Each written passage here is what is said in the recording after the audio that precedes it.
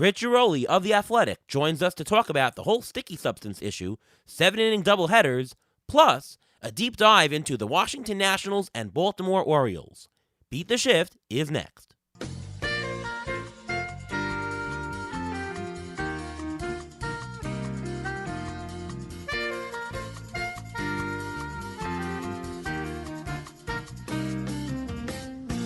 Welcome to another episode of the Beat the Shift podcast presented by Fangraphs. I am your host, Ariel Cohen, and with me as always, Ruvain Guy. How are you, Ruvain? I'm doing great. How are you doing today? Doing pretty good. I caught my second Met game earlier this week, the Monday game. Mets are now on a roll, although DeGrom, 3 innings, he looks phenomenal, but came out. Any update on him? Yeah, the MRI for his shoulder came out clean. He had a prior MRI for his elbow, which came out clean. I think he's just being a freak of nature, and he's just pushing the limits of his body. I'm planning on going to the doubleheader coming up this Monday against the Braves. I hope they, push the Braves even lower down in the division. That'd be great. And DeGrom is supposed to pitch, so when he pitches, it's like a party in the stadium. There's just a different atmosphere there. Yeah, Mets have the largest lead of any team in their division this year, and they're 10 games over 500. They were at the last day of the season in 2019. They were, but since 2016, in the middle of the season, they had not gotten to that high water mark. So a good start to the season for our Mets. Well, we've got a great show today. Joining us from The Athletic, Britt Ghiroli. Welcome to the show, Britt. Thanks for having me. I'm excited for this. Let's talk a little baseball. Yeah. On a nice Thursday evening. And, before we start, why don't you just tell everybody, where you got your start in the industry and how did you get where you are today? Sure. I'll give you the quick version of the Britt Ghiroli story. I went to Michigan State and got an internship with MLB upon graduation. And I picked the Tampa Bay Rays because I had relatives who lived in nearby Bradenton. And this happened to be the 2008 Rays, who, as we all know, as the story goes, went from worst to first and went all the way to the World Series. And it was basically like a job audition every time the Rays kept advancing. So I know there's no cheering in the press box, but as a broke college graduate getting paychecks every week they continue to play, I was definitely stifling a lot of cheers in the press box that year. So after that, I moved back home and freelanced for about a year in 2009. Did some freelancing for MLB, including in New York, and got to cover the Yankees in the World Series, which was cool because I grew up a Yankees fan. And then in 2010, MLB gave me the Orioles beat full time. I covered them until 2018, in which case I went to The Athletic and spent 2 years covering the Nationals, and they won the World Series in 2019. And then in January, I got promoted to national baseball writer for The Athletic, so I basically cover everything now. This is my, I don't know, what's 08 to now. I'm getting old now. It's I have definitely hit pension status by MLB standards. Amazing. And you do great work. And I mentioned before the show, love following your stuff. And you broke a couple of major stories this year. Just tremendous. And you do appear on the Rates and Barrels podcast with Eno and DVR. Fantastic. Award-winning show this year. Those guys are so smart and so fun to go on with. It's what people don't realize, and I guess how could they, is we spend 2 hours taping a 1-hour show because we just like each other, and we'll end up talking off air for 45 minutes before we hit play. So they're just so fun, and the way Eno looks at the game, and I know we're going to get to the sticky stuff, and it's the forefront of everything going on right now, but it's worth noting again that Eno Saris back in 2018 was all over this stuff. I challenge you to find someone who has written with the depth that Eno has, with the length that Eno has about this issue. So just really a unique voice in the game. Yeah, special person, and he was instrumental really in having me get into the industry when he helped me get the ATC projections up on Fangraphs. So there you go. So let's do a little bit of a fantasy baseball strategy here before we talk about the sticky stuff and covering the Nationals and Orioles for our show today as we go around Major League Baseball before the All-Star break. Doubleheaders. I know the Nationals are going to play a bunch of doubleheaders soon. The Mets, I know, are going to. This year and last year alike, doubleheaders are now 14 innings, not the 18. How does that affect setting lineups for fantasy baseball at all? Well, I have no idea. I don't play fantasy baseball. I'm ashamed to admit, I guess, because I go on rates and barrels. Um, so you would have to fill me in on how it affects lineups for fantasy baseball. I know how it kind of affects lineups in day to day regular baseball, and honestly, what's kind of interesting and what I hadn't really thought about is over the weekend I was in DC and someone said to me, "Oh, we're going to play some Manfred Sevens." And I was like, "What?" And they're like, "Manfred Sevens."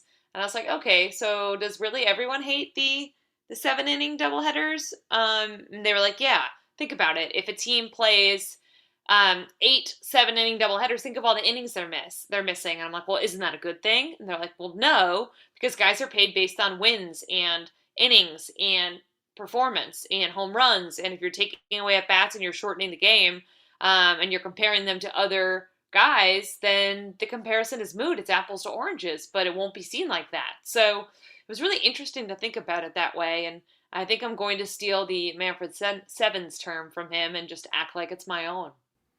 Ruve? Yeah, well, I'm going to put the fantasy spin just a little bit on this. Now, when you have a doubleheader, you're playing only 7 innings. Usually, you get the catcher to play one game. So it's actually, if you have a catcher on a team, you're actually going to miss out on a lot of games. Like, if, let's say you have James McCann as your starter, he has 3 doubleheaders coming up this week. So the team is actually playing 3 doubleheaders in the next 8 days. I think it's something like that. He's going to play maybe one of those games. He's not going to play both games. So if you have him in your lineup, you're actually losing that volume of him of being able to play more often. Starters, they're going not as deep into those games. They're going maybe 4 or 5 innings because the managers have to strategize differently when it comes to these games. So you have a less chance of getting a win out of the starting pitchers. Middle relievers, those are the guys you really should be putting in because those are the guys who are going to get more of the possibility of wins. Closers also, they may only stay for one game. They may do two. So it's a very interesting situation. And let's say you have a guy coming back from injury. Like this coming week, we keep mentioning the Mets, but they have a couple of guys coming back from injury. They have Jeff McNeil coming back from injury hopefully over this weekend. Michael Conforto is supposed to come back hopefully by next weekend coming back.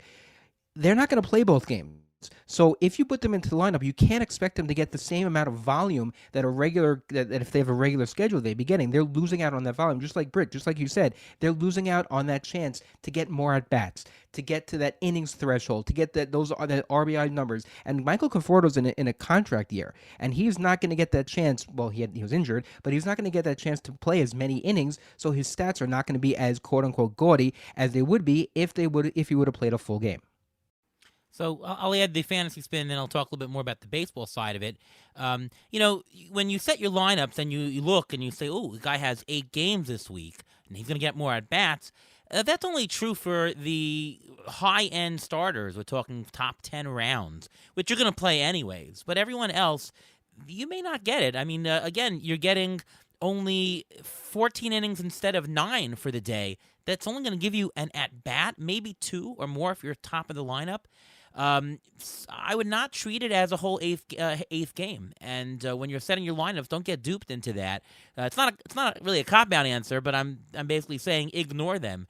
Pretend that it's only one day. And very often, low-end players, they're not playing every game. That's when they would sit in a doubleheader, especially Ruve mentioned the catchers. So be aware of that. As far as the baseball side, you mentioned the Manfred 7. My opinion is I don't like the 7-inning doubleheaders because to me it's like a service cut.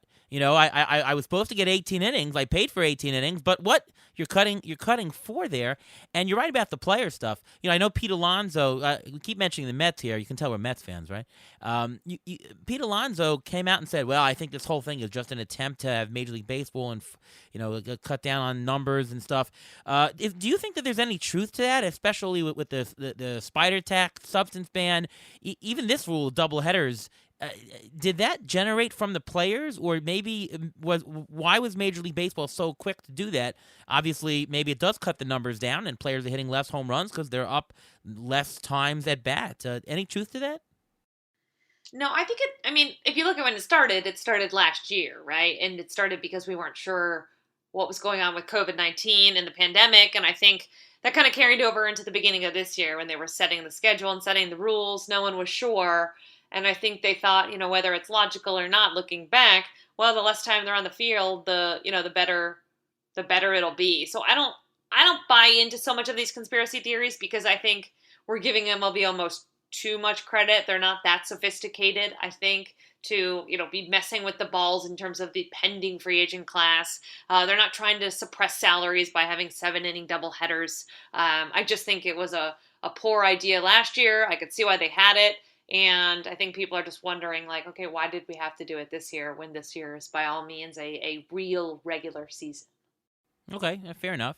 Let's talk the sticky substance ban. You had an article earlier this week. Actually, you had an article that came out yesterday as well talking about it. In your article, there's a nice chart in there that shows that strikeout rates in baseball were hovering about 20% back in 2016. 2021, they're almost up to 25%. That's a huge increase in just 5 years. Do you think, before we talk about the whole banning and all that, do you think that the increase in this has to do a lot in part with more sticky substances that are being introduced? Obviously, there's more weight training, there's more analytics. We know that contributes also. But how much of this is really contributing, you think? So this year, I think one of the mistakes we can make with the sticky stuff is say, oh my gosh, this problem is out of hand this year because of the sticky stuff. Well, that's not actually true. Guys, we're doing this in 2020, right? Guys, we're doing this in 2019, 2018. Has it got progressively worse? Yes. But let's look at what else has gotten different over that stretch. What has made this year different?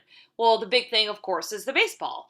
And I think what happens is when you take a baseball that we know has been deadened, when you take a baseball that pitchers have talked about helping guys who are earning movement guys, and you look at the advances in sticky stuff, what you have is kind of that double whammy. It's a perfect storm. We are at a position now, we're at a point now, and a lot of people in baseball thought it would have taken another few years to get here in terms of suppressing the offense. And I think a lot of it has to do with the baseball. We can talk till we're blue in the face about hitters and their approaches and things like that. But at the end of the day, I think the biggest thing that has changed this year has been the baseball, without question. So, the spider tack and the sticky stuff is in the news, and it's, fun to talk about and debate about. And honestly, I feel like I have a PhD in it because I probably spent 10 hours on the phone yesterday with a dozen people, players, hitters, league people, union people, trying to understand this situation. And the big thing, I think, is going to be for the players when the CBA is up to have some say in the baseball, because right now they feel like they don't have any say in the baseball because they don't. And as we all know, how do conspiracy theories start? Well, they start when you don't have information. And nobody really has any information about what MLB does to those baseballs, what exactly the involvement is since they bought Rawlings is. And I think that in and of itself is a much bigger deal and a storyline that we're going to continue to see evolve here over the coming months. So I want to talk about the injury aspect of it. Before we go to move in on that, actually, let's do this week's Injury Gurus Trivia of the Week. So we're going to talk about injuries now, and we're going to relate it a lot to how the sticky stuff plays into it. But right now, currently, as of June 17th, there are 254 players on the IL. Britt, this is a question for you, and this is a question for you, Ariel, also. Which team has the most players currently on their IL? The Mets. I would have said that too. That's an excellent guess. They actually come in second. They have 12 players. But the top teams, the Padres and the Giants, are both tied with 13. So are these injuries affecting them? These teams seem to be playing pretty well even through the injuries, and they've been dealing with injuries so much. If you want to go even a little bit deeper, injury types from 2020 to 2021, hamstring injuries are up 100% from 28 to 55. UCL injuries up 56%. Neck injuries, strains up 57%, groin injuries up 30%, calf injuries up 266% from 6 to 16 over a 60-game span. So that just goes to show you that there are a lot of injuries out there. A lot of them is muscular, and a lot of it probably has to do with the shortened season and the weird offseason we've had. Wow. And it's funny, then the Padres, Giants, and Mets are three of the top four teams in the NL. So I'm assuming that they just have deep rosters or something, which is why they're doing so well. But let's talk about the injury aspect of it. Ruven, you're a medical professional. You really are. We were talking before the show that a lot of people just make their assumptions about the medical aspect of the sticky stuff and changing of grip, and they don't really know. But you are a medical expert, and you have diagnosed Tommy Johns and all these things and give injections. What's your take? Do you think that removal of the sticky stuff, removing of even like the rosin and sunscreen that a lot of pitchers use, which doesn't seem all that harmful, to get grip. I know Tyler Glass now said he uses rosin and sunscreen not so much for the spin rate, but just to get grip. And he believes that the reason why he got injured is exactly because he went cold turkey and stopped using it. Do you believe that that's going to lead to more injuries of pitchers, that you're going to see more UCL tears and shoulder issues and whatnot because they're stopping? Well, let's take a step back for a second. The Spider Tack, it was created by this guy named James Deffenbaugh. He's a weightlifter. It was used to help pick up heavy boulders for the strongest man competition. He said he noticed that orders started to pick up and teams were actually buying it directly. This is a quote from the owner, from the creator of the Spider Tack.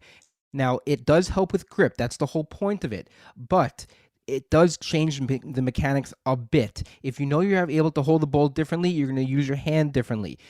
If you're going to get more tendon strains, you're going to get more elbows and forearm issues if you have to hold the ball differently. If the ball's, a lot of players said the ball is slipping out of their hand, and it's slipping out of their hand, they're using the muscles in their hand in a way that they didn't train over the offseason, which is why it should not have been done midseason. If anything, it should have been done giving the pitchers a chance to get used to it so they wouldn't have these injuries. But the fact that Tyler Glasnow says that he thinks that it contributed almost like 100% to his injury, I'm not going to say that's 100% because he throws very hard. And he said himself, he's a big guy and he throws very hard.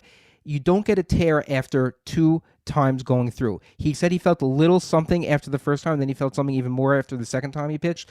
I don't think it's possible for it to happen. I think what happens is after they start practicing with it, they start to feel issues. Now, I'm not saying Jacob deGrom does this, but those types of injuries, like he starts to get some soreness here, some soreness there, but there's nothing really in MRI. It's just the players using their muscles different because they have to grip the ball differently. They have to throw it differently. Injuries I expect to go up. I mentioned the strains. I think blisters are going to go up. I think a lot of pitchers are going to have more broken nail injuries. We hear about that all the time.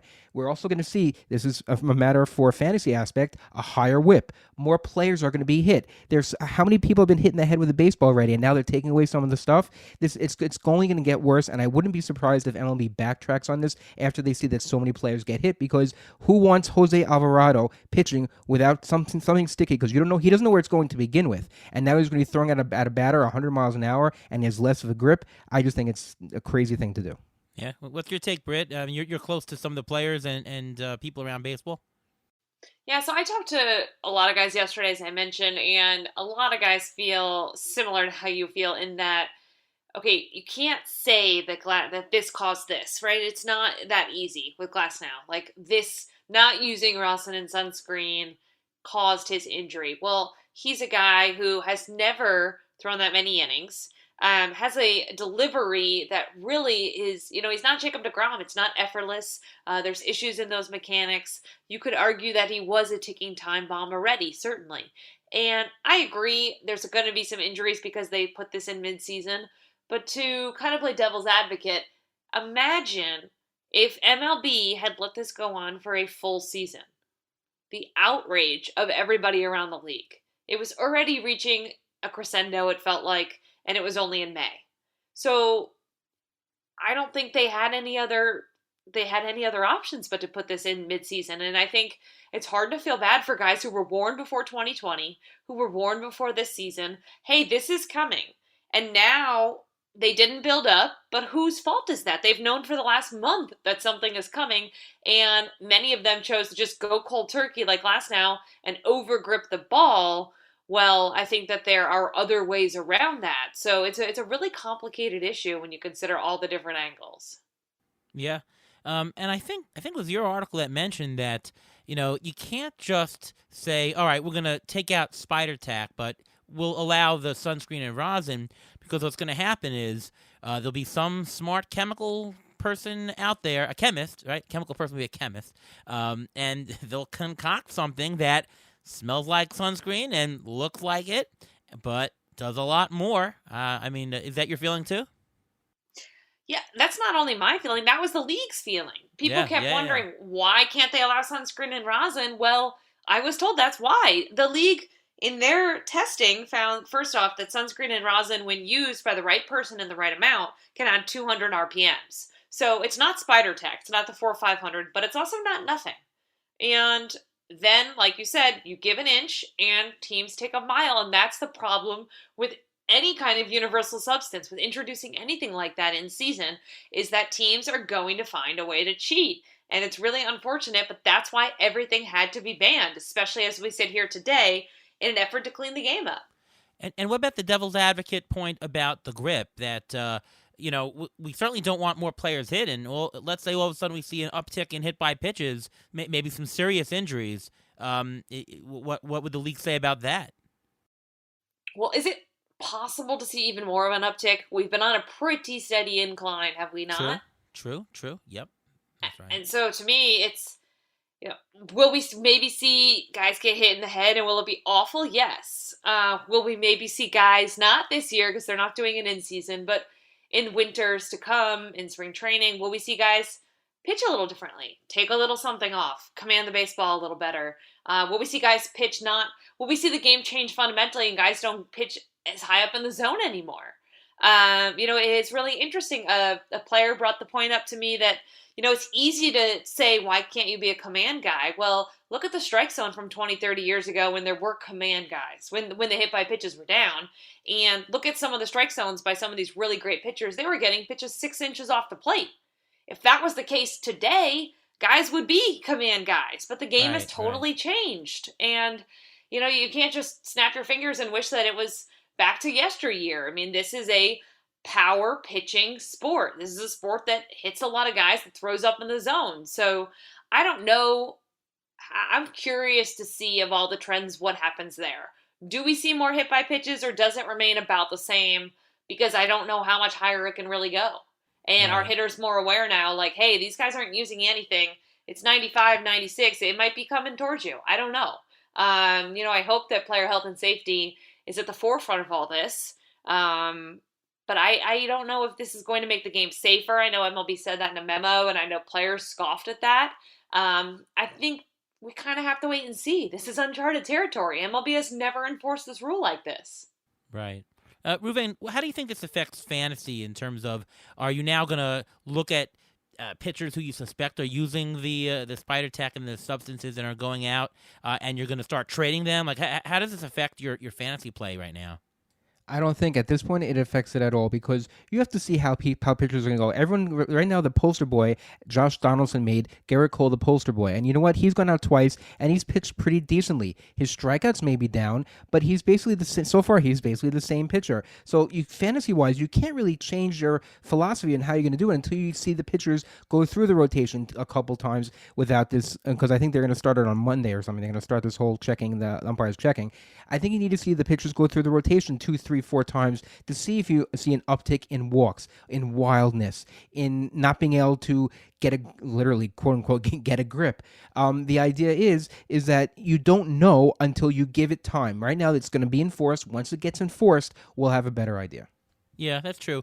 And in a month's time, we'll know more. My take on this right now on June 17th is, and I'm the risk guy here, if we're talking about what is the risk between batters and hitters and between ace pitchers, the risk of fantasy starting pitchers now goes up. It just by definition has to, because we now have more uncertainty. Uncertainty as to who's doing it, and uncertainty as to how much it helped. So to the extent that you can, if you can tell a pitcher has not been using anything, and there's going to be no change in them, that player risk now goes down relative to the batch. That player's value goes up. So that's somebody you'd want to acquire more, or bump up $2 in terms of auction value, a round or two, however you want to call it. For pitchers who don't, that you can't tell, the risk goes up. And where possible, if you can somehow trade an ace and get 2 very good pitchers for them to decrease your portfolio's risk, that could be a way to do it. I don't think it's going to be easy to actually tell that and to actually quantify it right now. It's very uncharted territories, but do be aware that the risk of starting pitchers is up. And actually, I should say the risk of closers as well, the risk of any relief pitcher. It's really everyone across baseball. But obviously, for fantasy purposes, starting pitchers are the ones that you're more interested in. Let's now talk about the Washington Nationals in our preview, in our discussion of deep dives of Major League Baseball teams around the country. So the question to you, Britt, is as we're getting towards the deadline, do you think the Nationals will be buyers or sellers? So I don't know if they're going to be much of either. That's going to be a super boring answer for people. But I mean, I've talked to a lot of people in DC, a lot of people who kind of have a sense for what's going on. And the Max Scherzer trade rumors, like I would be surprised if they traded Max Scherzer because they've never been an ownership group that has decided to have a fire sale. So to me, that would be a little surprising. I don't think that they're going to decide, hey, let's trade Max Scherzer. I do think that if this team is out of it, I do think ownership will mandate, hey, let's move anyone that they can possibly shed the salaries of that's not named Strasburg, Trey Turner, Juan Soto, Patrick Corbin, Steven Strasburg. I do think that there are some older salaries on the books, Daniel Hudson, Starlin Castro. There are pieces, Kyle Schwarber, Josh Bell. There are pieces that they could look to move, even though they just got guys like Schwarber and Bell. I think if they do end up falling out of it, that could be something they do. But the reason I say I don't think they buy or sell is you look at the NL East, and the Nationals are in third place. They entered today tied in third place. And that was after winning just a couple games and really underperforming. So to me, we taped Rates and Barrels earlier today, and we were talking about how, which teams could sneak in there somehow. And I think the Nationals could, particularly if Scherzer, who right now is dealing with a groin injury, is on the injured list. I think if he comes back fairly quickly, their bullpen's been pretty good. We've seen signs of life from that offense. I'm not ready to say that they're going to sell off all their pieces. They're certainly not going to be these big buyers. And I take you back to 2019 for evidence of that. They were a team on the fringe, and all they really did was acquire Daniel Hudson. They also got Hunter Strickland. They got Ronas Elias, who never ended up throwing for them. Strickland wasn't very good, and people kind of scoffed. They were like, this is all we did. They didn't trade any of their top prospects.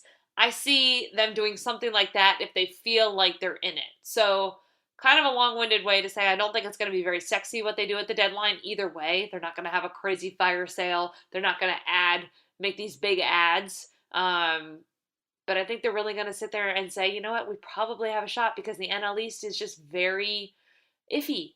Jacob deGrom, very iffy. Can the Mets continue to hold this out? The Braves have been inconsistent. I think it's a highly winnable division still, and I think the Nationals realize that, and they realize their window is closing. So why shut it? Why shut it when you don't have to? I think they're going to look real hard before they determine that. Yeah, in 2019 they didn't have a great record in the first half, and they turned it on, and I think they played the last game of the year and won a nice Game 7 on the road. So it worked out for them. Ruvain, is Brad Hand a trade candidate in your mind? And if that happens, because the fantasy aspect is we're always looking for the next closer, who closes after it? Well, I think Brad Hand would be a trade candidate. 100% he'll be a possible because he's a lefty. You need every team could use a lefty in the bullpen, especially, Nationals need one. And if they're going to push and they're going to make a run for it, I think Brad Hand has to be the Brad Hand of a couple of years ago, not of the one of last year or 2 years ago who lost his job as a closer. So he can go either way. Will teams want to buy him? Yes, but I think the asking price may be a little bit too high. If Hand does get traded, though, they got a couple people who can close. They do have Tanner Rainey, who has great numbers. He's a strikeout guy. He's a guy who is in the mold of closer. He strikes out. His K per 9 is 11. And you have Wander Suero, who can possibly close also. His K rate is not as good, so he's not in the same mold as a closer. But both of those guys could close. Yeah, but Britt, what are your thoughts on the closer situation after Hand? Rainey's having a terrible year overall. Those ERA numbers are terrible, although he's been better in June. And Suero, He seems okay. In ERA in the threes. Could it be him? Well, what are your thoughts? Yeah, I mean, I think I agree. I think Hand would definitely be a trade candidate if they determine that they're going to sell off some of those parts. Hudson could get a bunch of the opportunities. I think they're really down on Rainey. He'd have to earn it back. But again, if you're trading your closer, you're a team that's kind of waving the white flag anyway. So it's almost like, well, maybe we do see if Tanner Rainey does, and who cares if he blows some saves, right? So I Right. think if they I think if they trade him, I wouldn't recommend, if you're a fantasy player, picking up the Nationals' backup closer, because it's going to be very apparent that they're not playing to win it all. And I think that the closer role is one that, you talk to guys all the time, and the atmosphere and the environment and the excitement of closing out these games is what they feed off of. So having a Wander Swearer or a Tanner Rainey kind of auditioning for this role, can't say that's going to be a great fantasy bet. I think you're gonna be pulling your hair out more often than not. So yes, there are options. I would think that if they trade Hand, it's going to be pretty ugly, and I would just sell off any Washington National relievers at that point in time, because I think it's going to get real ugly if they reach that phase. But there are technically other options. I just don't feel real good about either of those options. Do you think that they would audition the guys and stick with somebody towards the end, or do you think that it would go full on committee like the Rays are doing, like some other teams are doing? Because in fantasy baseball this year, saves are hard to come by, and there are some teams that just have one guy, and there are some teams that just shuffle it, and you're getting just a saves share. Would they go the one route even if they audition, or do you think that it would be a committee down the stretch? Yeah, I mean, I don't think many bad teams who sell have like a good closer, right? Like a lockdown guy. So I don't see Right, why they right. wouldn't rotate it around. Okay, okay. Josh Bell, acquired by the Nationals in the offseason. So far, he's earned .2 WAR. He's hit 9 homers with a 223 batting average, 26 RBIs, though. In fantasy 5x5 15-team roto, he's earned $6, which he was going preseason for closer to 10, 11. So a little bit of a disappointment.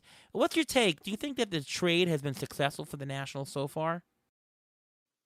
No, I wouldn't say it has been so far. I mean, I know he got off to a poor start. He has shown some signs of life, though. I think he's 10 for 34 over his last 10 games. He's homered, I want to say, twice over that stretch. He only has 9 homers on the year.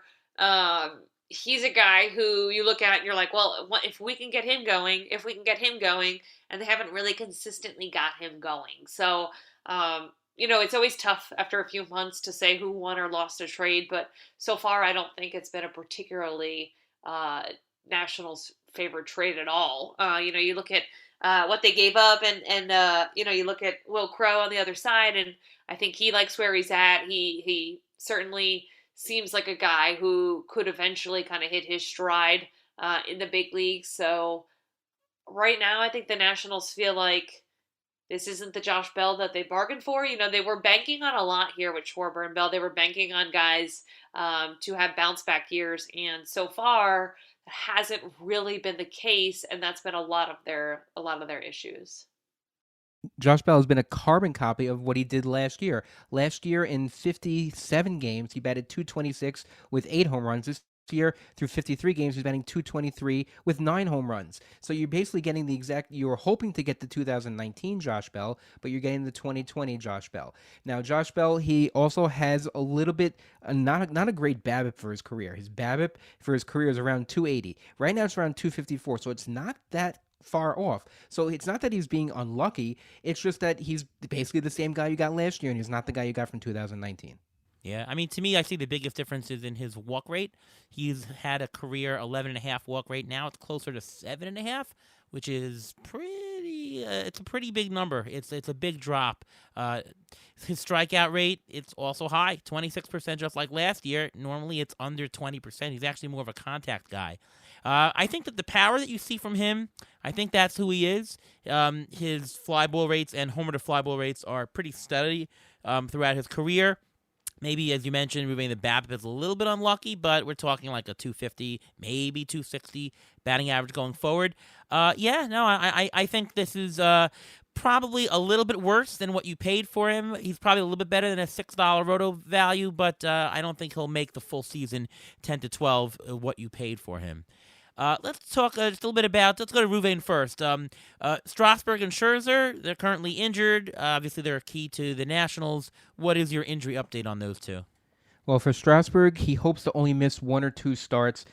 He tried to go for it, and the Nats just held him back. So hopefully it won't be too long. But groin injuries can linger, and for a pitcher, it's a lot worse sometimes. Sometimes it can be out up to 3-4 weeks at a time. And when you're talking about Steven Strasburg, he's seen multiple specialists already for his neck. They don't know when he's going to come back. He did some tossing on the side the other day. I think it was yesterday or the day before. And they just don't have a true timetable when he's going to come back. And if the Nationals are going to compete and they're going to get back into this race, they need 1 or 2 to be who they were before injury. Anything to add to that, Britt? Yeah, I think, talking to Scherzer over the weekend and just quite frequently when I'm in DC, it doesn't seem like it's going to be a lingering thing. He doesn't think. I think they wanted to get out in front of it. They didn't want it to be a 3-week thing, and that's why they put him on the IL. So Scherzer's very in tune to his body. He's a guy who doesn't like to miss time. I would be shocked if he was out for that full 3-week mark that you mentioned. I think Strasburg, we may not see for the rest of the season.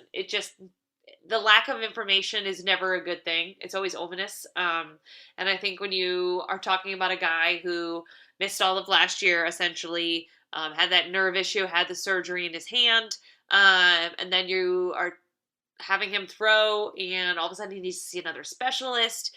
Just the lack of information tells me that he's not close, and there's not a whole lot of optimism, and we haven't been given any kind of timeline on him, and so I'm just wondering, does that mean there's no timeline? Is there a chance we don't see him this year? I think that is a possibility. By the way, Britt, are they starting to let reporters now into the clubhouse locker room to talk to players these days? It's field access for all the BBWAA, the baseball Okay. writers are allowed on the fields. You can have one-on-one conversations. You can talk to guys, that sort of thing, which has been really helpful. Okay, yeah, no, that's got to be a big change in the positive, right? Yeah, it's just nice to be able to know that you can, use your relationships, right? Like a guy will say hi to you and then come over and you start talking, which is nice. I think guys are tired of me bothering them on the phone. You're kind of limited to phone numbers and whose you have and what kind of relationship you have with them. And some guys are great at texting and calling me and some guys are not. And so it's just a lot easier to be able to be on the field at least. Right. Excellent. Just to end with the Nationals, are there any prospects for the Nationals in the pike here that might make an impact this current year? Well, they're two they're big guys. They're Jackson Rutledge and Cade Cavalli. Cade Cavalli recently got promoted to Double A.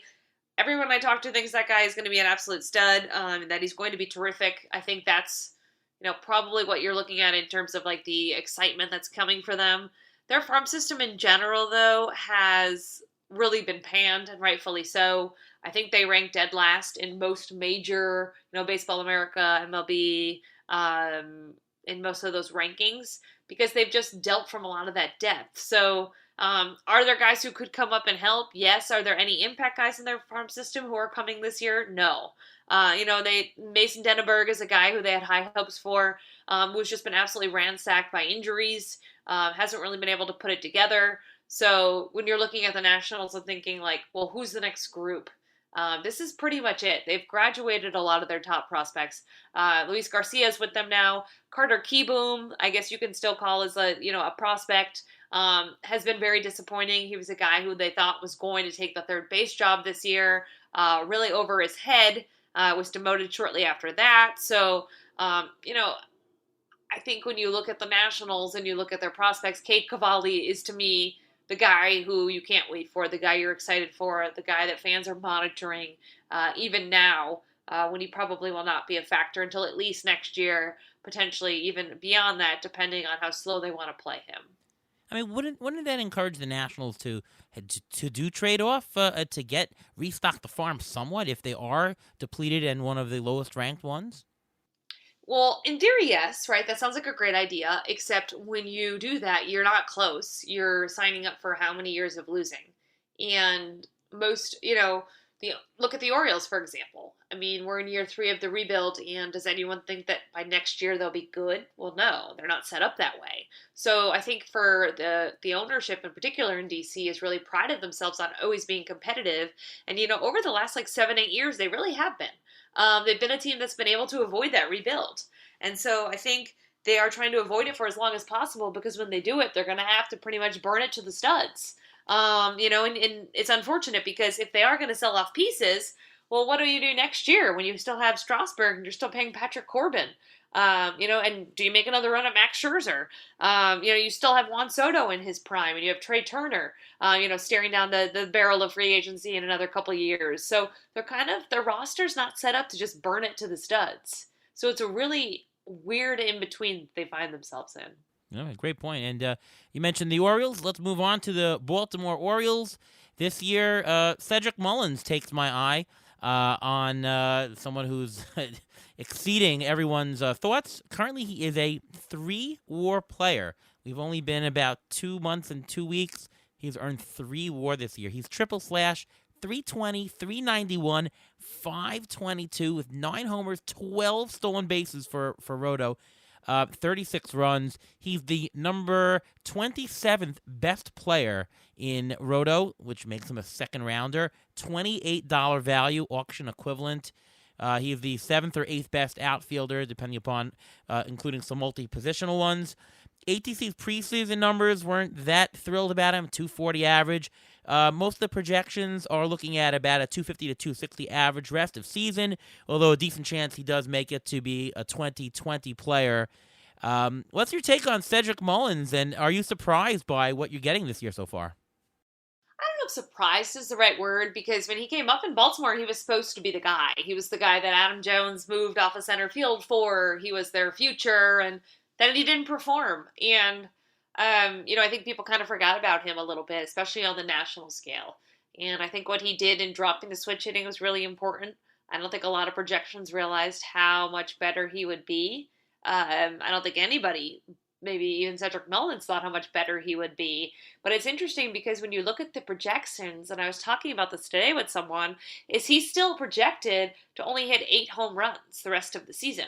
And to me, that's just crazy. Like you said, 2020 potential. I think when you look at what he's going to do, I think he certainly has double-digit home runs left in him. He's a guy who I think has a lot of tools. They were always really in love with his speed and his defense, which is why he was going to be the next great center fielder for the Orioles. And I think watching him put it together, I don't think he's a guy who the Orioles are going to trade or look to trade. He's young, he's cheap, he's under team control. He's just really fun to watch. I've watched a fair amount of Orioles games here. We still live halfway between the Nationals and the Orioles, so we kind of rotate on and off, my husband and I. And some of the plays he makes in the field, some of the things he does on the base paths, he's just a exciting young player. And I saw flashes of that when I was on the Orioles beat in my final season. But to see it kind of come to fruition, to see it on a day-to-day basis, to see the confidence he's playing with, I can't say I predicted that or saw that coming at all, but it is really cool. Him and Adam Jones are still really good friends. They talk a lot. He just went on Adam Jones's podcast. It's been a really important mentorship, I think, through all the ups and downs, to have someone like Adam Jones for him to be able to talk to and talk through a lot of this stuff with.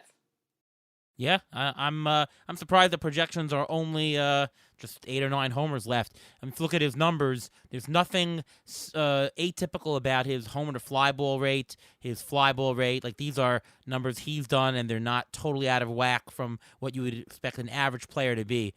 So yeah, I think I would bet the over on a lot of the projections, and he might be a 25-25 player, which is rare these days. Any thoughts, Ruvain? Yeah, he's sort of the player that the Royals really wanted Alberto Mondesi to be, with a little less stolen bases. He's got the mix of everything. He's a leadoff guy. He gets on base. I don't know if you saw it today, but he was one of the players who he got hit in the head today, so I hope he's okay. But he's doing what he was supposed to. Everyone wanted him in fantasy this year because he was going to steal bases. I think he's got 12 already, and he's got 9 homers already. He's exceeded what he did last year. He's exceeded expectations for this year already. And whatever you get is going to be a bonus. But if you look over the peripherals, I don't see any sign of him slowing down. Let's play a little rankings game with Cedric Mullins. Where would you take him in fantasy league if you were drafting right now? Let's compare him to some other outfielders. Would you rather have rest of season Cedric Mullins or Trent Grisham? I think I'd rather have Cedric Mullins because he seems to stay on the field more than Trent Grisham does. You agree? Yeah, I think that's fair. Like I said, I'm a fantasy newbie, so I'm gonna go with the wave here a little bit. But yeah, I think if you're playing fantasy, I would assume that health is a big part of things. If a guy can't play, he can't help you. So yes, I would go with Mullins. What about Randy Rosarina? Mullins or Rosarina? Ooh, that's tougher. I think a Rosarina probably has a little bit more upside. I'd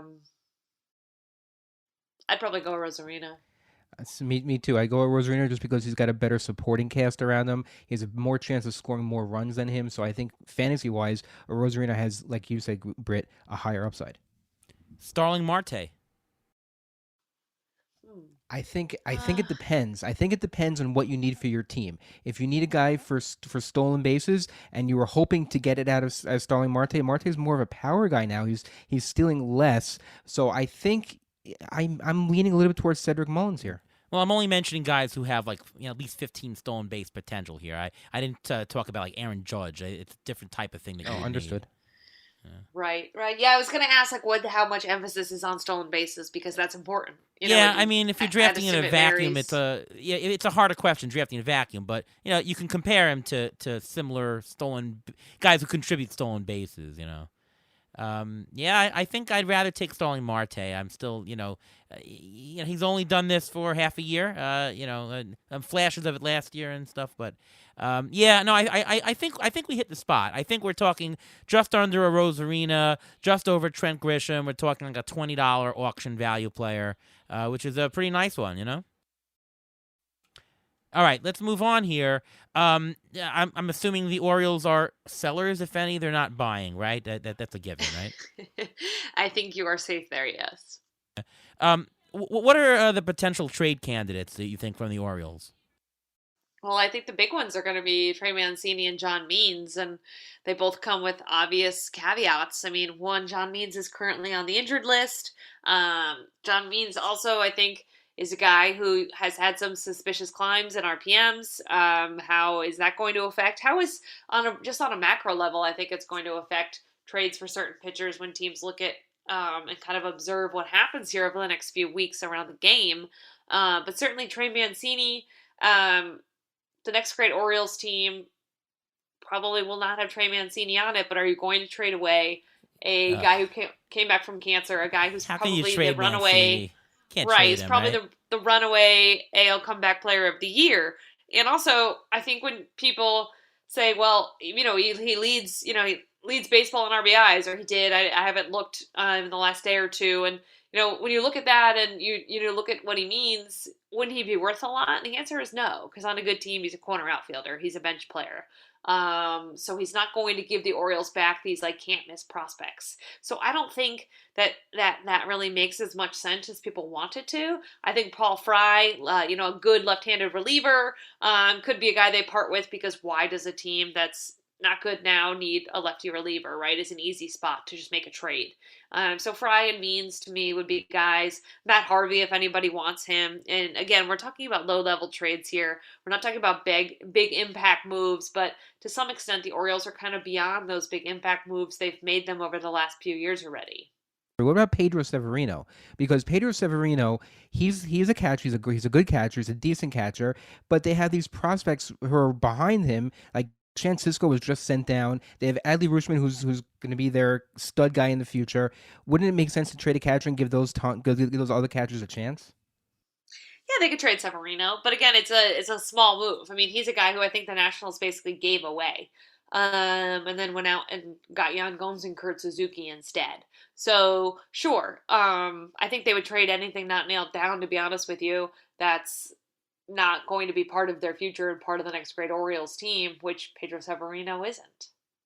Yeah, let's talk a little bit of closer situation, and it's a pretty bad closer situation for fantasy. You probably want to stay away from everybody. You got Cesar Valdez closing with his fastball is 85 miles an hour. I mean, that's I think the lowest velocity of any guy who has a nice amount of saves in the Major League Baseball this year. Who do you think is the closer, and what do you think how do you think the saves get broken out for the rest of the season, Britt?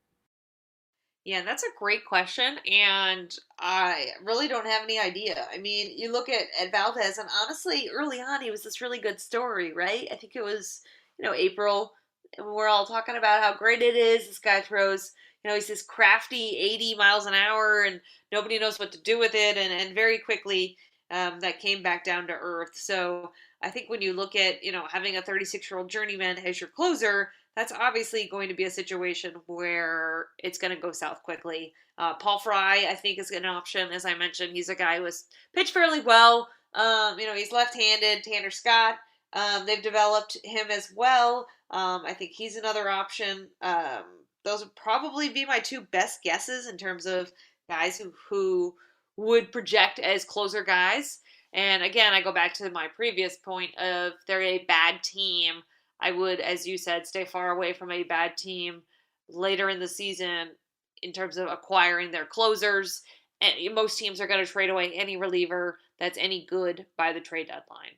Yeah, Scott has the highest velocity of any reliever. Cole Sulser has the highest K rate. But who knows? Sorry, Ruben. What about Hunter Harvey? Hunter Harvey was named the closer at the beginning of last year. He got hurt, and now he only has 5 innings so far this year. He's looked pretty good. I mean, he is the quote unquote the closer in waiting, I would think. Yeah, I wouldn't pick him up though for fantasy because he's an injury waiting to happen. Look at his last several years. He's been hurt basically all the time. He's very wafy. And I think part of it contributes to some of the injuries he's had. He does throw hard, and he looks like he weighs like 85 pounds, and I just wonder how that's going to hold up. But, maybe stash him in a very deep league. I don't know. I do think that, yeah, sure, they would love for him to be the closer of the future, but he has a very rocky injury past, and that's always just, to me, kind of red flag, especially when you're talking about a young pitcher who has yet to really have that kind of mileage. Yeah. Ryan Mountcastle, he's somewhat underperformed. He has a negative .3 WAR this year, 249 average. He does have 9 homers, 36 RBIs. He's not walking. He has a 3% walk rate, 31% strikeout rate. Yikes, that is a big difference. He is barreling balls. His power numbers look like where it should be, but his contact numbers are out. Is this a classic sophomore slump, or is there something deeper going on, you think, Britt? No, I think it's important to look about context, right? Because we're still only in June, and over his last 20 games, first off, he had 2 more hits today. He's hitting .320 with 6 home runs and 20 RBIs in his last 20 games. So numbers are fun, but you can make them kind of do whatever you want, right? So that's my job. I think there is, I think there is some reason for optimism. He's always been just a bat, right? I remember in the minor leagues, they couldn't find a home for him. They couldn't figure out what position he was ultimately going to play, but they always felt like he could hit in the big leagues. He was going to be a guy that was going to hit in the big leagues. And I think it looks like, at least, that he's made some adjustments. And I think, you look at what he's been able to do lately, as I mentioned, and I don't know, maybe he is starting to turn the corner here a little bit. Certainly the Orioles in a very long losing stretch, especially on the road. But I look at Ryan Mountcastle and I feel a little encouraged based on his last month. Ruven, your thoughts? Yeah, I tend to agree. I think he's getting a little bit unlucky. His BABIP is 70 points lower than it was last year. And he's hitting the ball on the ground more, which is also not typical for him. He usually hits the ball in the air. So I think once he gets that straightened out a little bit, I think you'll have the same guy. I mean, he always hit in the minors. He has nothing left to prove in the minors. He's on a hot streak now. I think he just has to get comfortable. I think to where he did make the adjustment, and he is hitting well right now. So I think he will live up to expectations. It's just that you're not going to see it right away because the numbers started out so low. Yeah, I'm going to go classic sophomore slump. He was going for about $8-9 at auctions this past year. He's not going to end up at that, but I think next year he'll be undervalued. I think that you can probably buy him for $1 or $2 next year, and he'll be worth that $8-9 next year. So look for him next year. But this year, I think the jury's out. He'll have He'll be streaky. He'll have hot streaks, he'll have cold streaks, so he gets more consistency. Because it all starts with contact, right? He has to walk more. He has to see more pitches. He's not doing that. He's just swinging. When he makes contact, it is being hit hard. He has the homers, but he's got to mature in his batter's eye, which I think will take another year or so. Let's end off the Orioles with the prospects here. What prospects you think can make an impact this year on the Orioles, Britt? So they're in a much better position here than the Nationals, right? It's a little apples to oranges. They have, I believe, 5 guys on the MLB.com's top 100 in terms of prospects. But again, they don't really have anyone that I feel like this year they're in a different situation, guys, because if they had a prospect who was close, like a Rushman, for example, they wouldn't want to bring him up and start his clock with a team that's not good and not competitive. So I think when you look at the Orioles and you look at their top prospects right now, a lot of these guys are ticketed for 2022, 2023. And a lot of that AA Bowie team where Rushman is and where DL Hall is the team that's going to, a lot of people believe, be the next great Orioles team. So you're looking at 2-3 years out for a lot of these guys.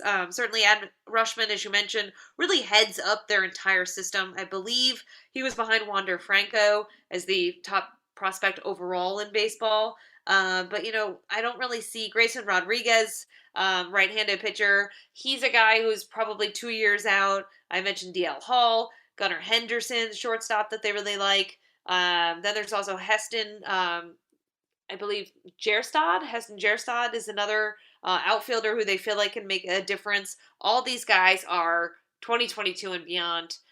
There might be some guys who come up in the 2021 that are maybe at the end of the top 30 prospects, but Mike Elias has done a really good job of keeping this team and this payroll really low and keeping these guys and their arbitration in check.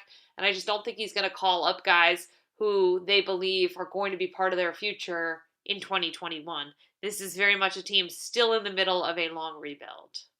Yeah, no, good point on the rebuild, and yeah, you won't see any of those big name prospects come up this year. What about Ryan McKenna? He started off in the big leagues and they sent him down. What's the status on him? I don't know if I'd consider him like a top prospect. People that I've talked to in the Orioles have always just kind of said, he's okay. He's not an impact guy. So I guess it just depends on how you would define top prospect. Is he a young guy who could be up and down? Yes. But to me, I was looking more at like the guys, the head guys. Like I said, the Cade Cavaldis for the Nationals, the Rushmans, the guys who are going to come up and fans are going to get excited for, like when Matt Wieters got called up and they announced it 3 days in advance so that people could buy tickets and buy their jerseys, right? The very exciting guys. I don't know how much a McKenna moves the needle, especially in fantasy, when you're talking about fringy guys who aren't going to come up and immediately have success in the big leagues. I think it's hard enough for top prospects to come up and get the playing time and have immediate success in the big leagues. You get spoiled by the Ronald Acuñas and the Juan Sotos. And, I think if you're a fantasy player, drafting a young guy or relying on a prospect is really dangerous, except maybe if you're in a deep league and can stash them somewhere on your bench for a while because they're going to take their lumps. Yeah, no, absolutely, and we're big proponents of not really going after prospects in fantasy. That the tired, true veteran, the bounce-back veteran, that's really where you're going to get the most value. Guys who've proven themselves, and it's a lot of risk for the fantasy guys. When they hit, they're great, but not everybody's going to be a Juan Soto and really just come up out of nowhere and take center stage. Britt, thank you so much for coming on. This is a fantastic show. Can you just tell the audience where we can reach you, read you, see all the stuff and everything? Britt Ghiroli. Yeah, thanks for having me, guys. I feel like I learned so much. I keep telling Eno and DVR that I need to play fantasy baseball. I need to get on this train. Maybe, I guess it's going to have to wait till next year now. It's too late. But you can follow me, Britt_Ghiroli. GHIROLI on Twitter, The Athletic, Athletic MLB. You can read all my stuff, follow along there as well. And that's about it. You can listen to Rates and Barrels every Friday. Saris, Derek Van Riper, and myself. They also are Mondays and Wednesdays. They're more fantasy heavy. Then on Fridays, they dumb it down so that people like myself can understand what's going on. I gotta tell you, you're a really amazing addition to the show. I love how you just go back and forth with everybody and talk about everything on Friday. And that's why we're doing these deep dives on teams, because in order to play fantasy baseball, you need to know what's going on in baseball. You need to know about the players. It really goes hand in hand. And just the fantasy aspect is where you get to play and you get to put your 2 cents in and make your team, which is fun. Yeah, no, I like it. I'm a competitive person, so I think that's why I've held out for so long, because it's going to consume my entire life, and baseball already consumes my entire life. Yeah. I'm actually in a league against DVR, so DVR is a good player. I can tell you that. I expect nothing less. I'm going to have to start kind of a rookie league myself, away from all of you guys who really know what you're doing. That's for sure.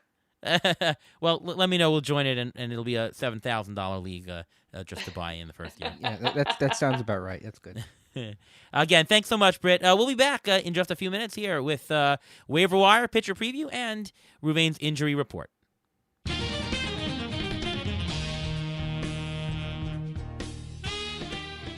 All right, and we're back. Time for our waiver wire for the week. Ruvain, who should we pick up this week?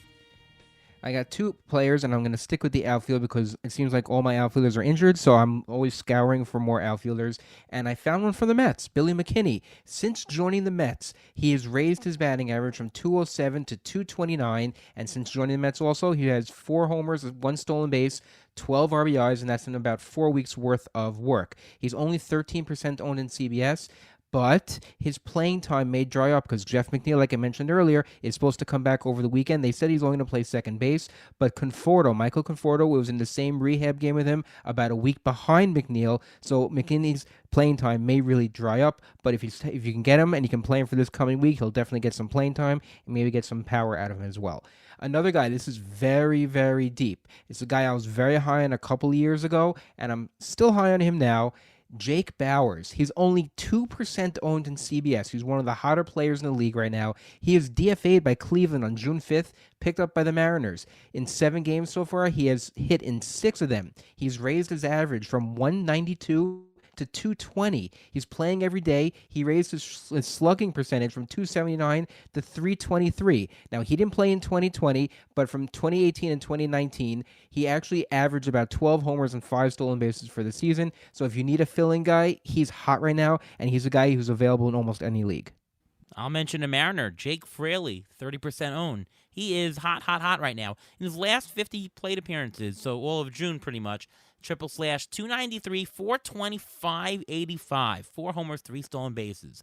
I would get him while he's hot and while he's playing. I'm going to mention a closer or potential closer, Peter Fairbanks of Tampa Bay Rays. Only 19% owned on CBS. He had 2 saves this past week. Season 1.04 ERA, 1.2 WHIP, 20 Ks in 17 innings. ATC preseason projected him for 14 saves, which is about 35% of the team saves, a 3.50 ERA, and 1.22 WHIP. I kind of see that now that he's back. I kind of see that trajectory. And according to ATC, he's an $8 player. I love the Tampa Bay Rays closers. They're good ratios, and I don't care if they only get 30% of the saves. They're still trickling in the saves. They're getting the ratios in. My plan was before the season, and we mentioned on the show, get 2 of those guys. Really solidify your closers in terms of just getting things, right? You can take a half a closer these days, if cheap. They weren't all that cheap preseason, but Fairbanks is sitting on the waiver wire in over 80% of CBS leagues, so I would really look hard in picking him up. And what's very interesting about him. Pete Fairbanks, his last save that he got. Do you know who pitched the 8th inning when he got that save? Diego Castillo, the actual closer. He pitched the 8th inning, and Pete Fairbanks actually pitched the 9th. Yeah, I was listening to the Athletic podcast, Ian Kahn, and Ian Kahn's take on the Tampa Ray situation is that whenever there's a new reliever in there, they just the manager puts the reliever in the closer situation, gets a couple saves just to show confidence, and then up to the seventh, eighth inning, or wherever, just to show that, hey, we can put you anywhere. We'll put you right into the fire. We'll put you in the sixth inning. We'll get matchups, and that's the way they're shuffling guys. And you'll eventually get to Diego Castillo more. You'll eventually get to Fairbanks more. But new guys coming in, just put him right in the fire. They'll give anybody. The ball boy comes in and he'll get a save or two. That's just the Rays. So interesting point by Ian. Pitcher preview. Any 2-start pitchers or good 1-start matchups this week to pick up, Ruven? Yes, the first one I'm going to mention is a 2-star pitcher, Johan Oviedo. He actually took the roster spot, the rotation spot for Jack Flaherty. Jack Flaherty, by the way, still doesn't have a timetable for return. He's scheduled for 2 starts this week at Detroit and at home against Pittsburgh. Those are actually very good starts. In his last 3 outings, in 15 innings, he's got 13 strikeouts, a 3.52 ERA. He's available in most leagues still, and he's an excellent pickup. Another guy I want to mention is another former Met, and that's Chris Flexen. His ERA is 4.12 with a whip of 1.29 and 44 strikeouts so far in 67 innings. But he is a matchup play. He had 8 shutout innings earlier this week. On May 27th, he had 7 shutout innings against Texas. He gave 3 runs to the Tigers and 5 to the A's in 6 innings. So you see there that he's really more of a matchup play. He will give you some length and a chance to win because he is pitching more than 5 innings. He's only owned in 22% of CBS leagues, so he's available, and he's a guy who can fill in your roster just in case you have that Tyler Glasnow who's going to be out for a while, and you need to fill in that guy. He's been in the rotation the whole year, and I don't see a reason for him to move. Yeah, no, I like the Oviedo pick. Good matchups. And I was going to mention Chris Flexen as well. He's got a 4.12 ERA, but if you take out the 8-run outing he gave up earlier this year against the Padres, his ERA on the season is 3.14. So one bad start. Otherwise, he's been great. I think he's a little bit more than a matchup pitcher. He certainly had phenomenal outings. He's had okay outings. I think he to me, he looks like Marco Gonzalez. And I say that because he is pitching deep into games. His last 4 starts have been 6 innings plus, including an 8-inning outing against Minnesota, where he struck out 8 and gave up only 4 hits in the game.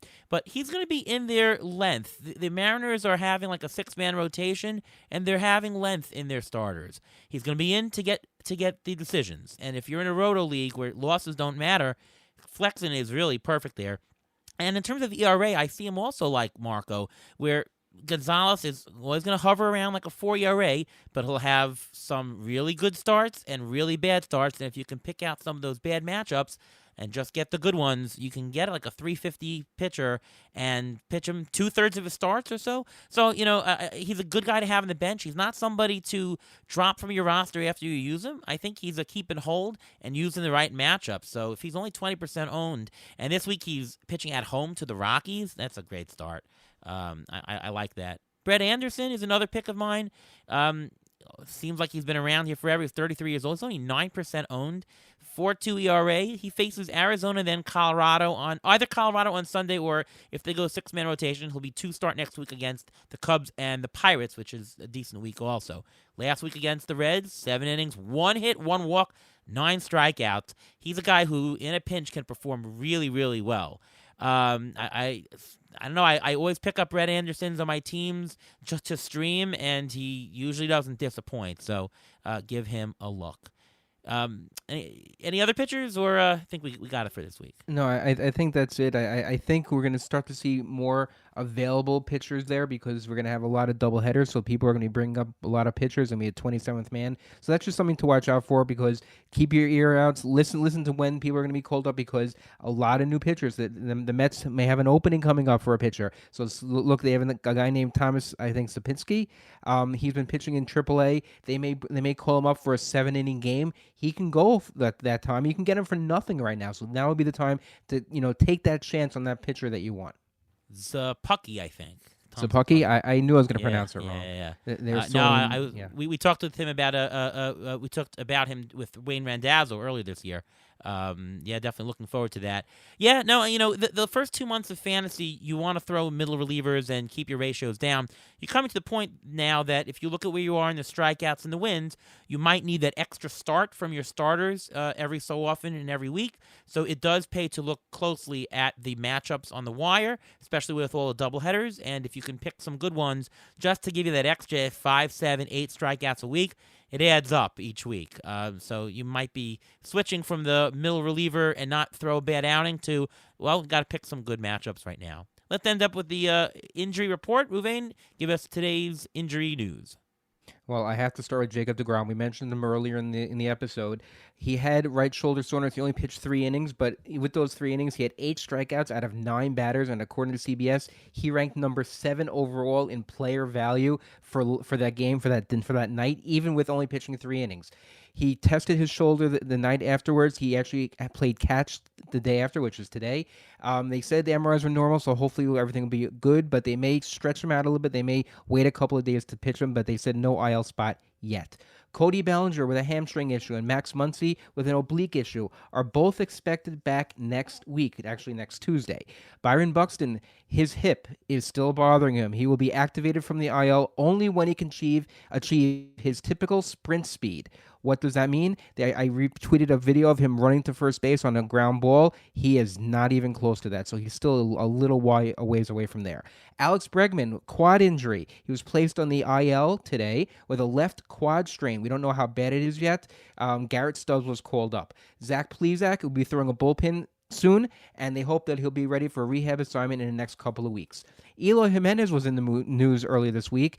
He's been cleared to begin participating in baseball activities. He is about 30 days away from actually doing a rehab game. So, if you have room to stash and he's available, now's the time to pick him up for nothing. Hold on to him, and you may actually get something out of Eloy Jimenez.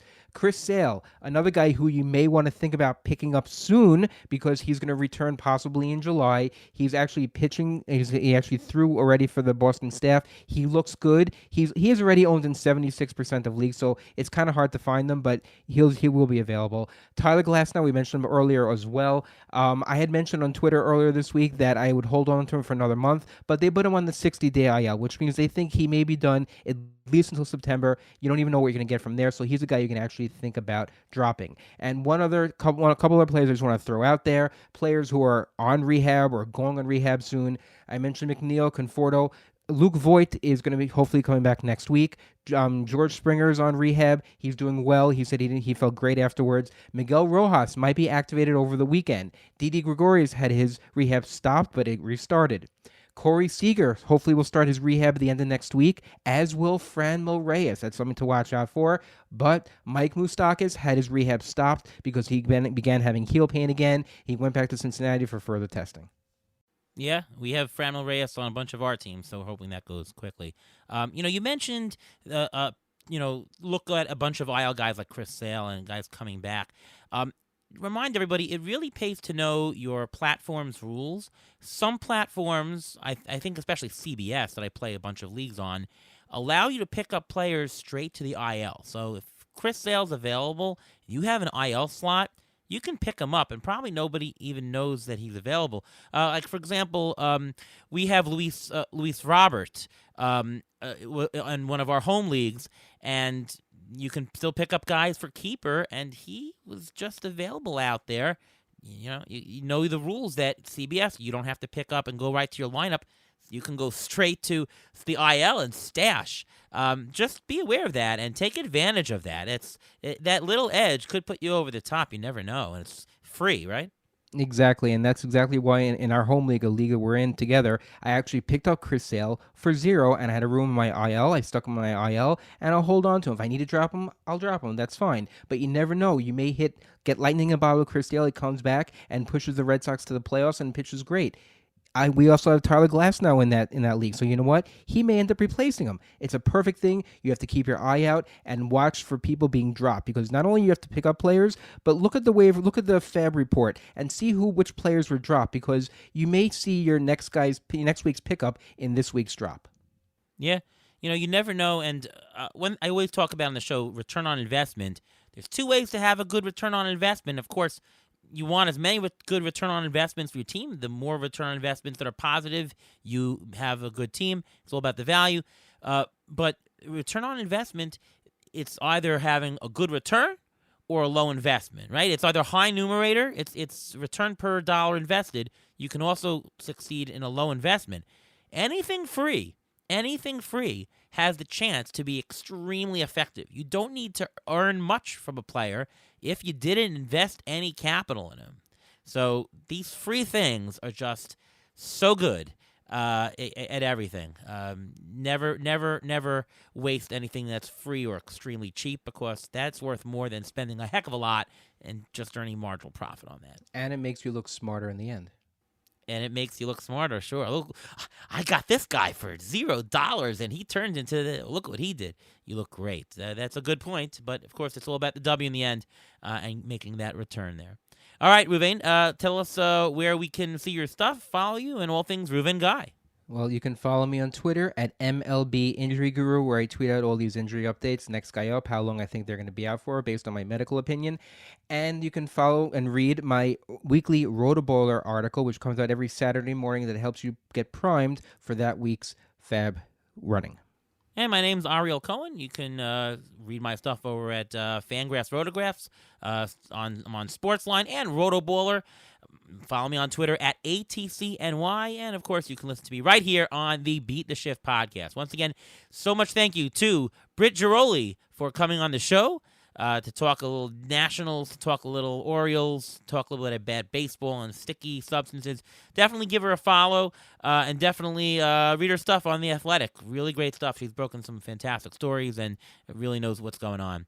Once again, thanks to Britt. Thank you, Ruvain. And from all of us here at Beat the Shift, we'll see you next time.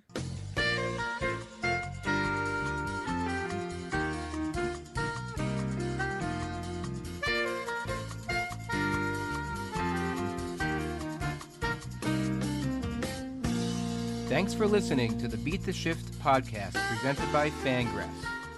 Follow us on Twitter at beat_shift_pod.